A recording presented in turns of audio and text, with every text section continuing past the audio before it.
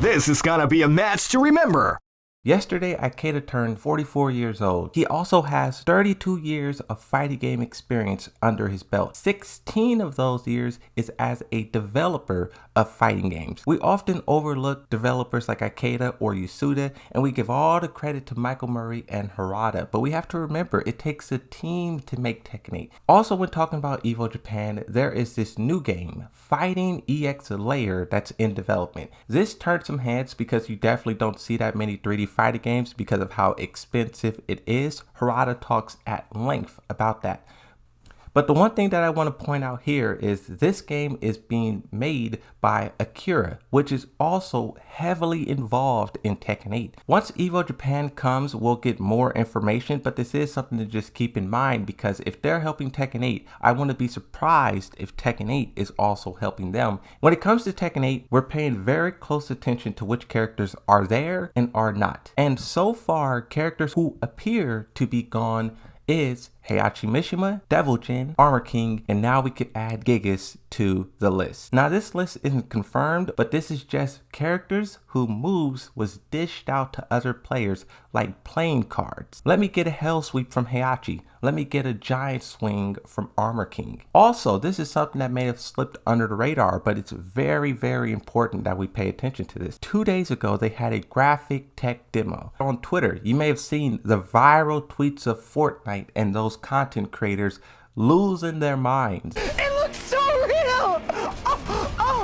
Oh my god! They were showcasing improved character models, improved environments, details, graphics, how easy it is to design environments and move things around. Harada already mentioned how important it is that Tekken 8 has the best of the best of the best. But you better believe they are taking inspiration and note of this to update the game and also the stages. On the topic of stages, Harada tweeted out something that got people excited. Good for Tekken stages, and it's 4 images. You have this large building, very decorative. You have a statue, water fountain, open plaza in the middle. You could just see the gears turning not only in Harada's mind, but in the community. When I first looked at this tweet, I thought it was the same building that was from one of the past games, Tekken Tag Tournament 2. They have a very similar water fountain, a very similar building structure, but these two are not the same. Tekken 8 is still in development, and a location like this can easily translate into a stage. Before we move on, subscribe to the channel. We are so close to 10,000 subscribers, might as well smash a like while you're there. Switching topics and talking about Jak 8, a tweet from Akira says,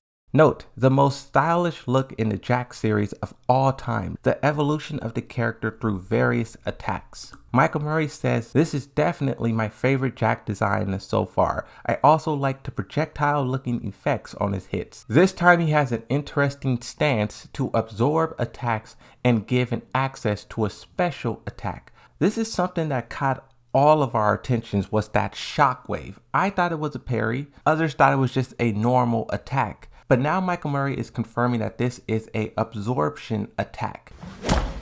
Not that hard, genius! The nanites absorb the kinetic energy and hold it in place for redistribution. Strike it again in the same spot.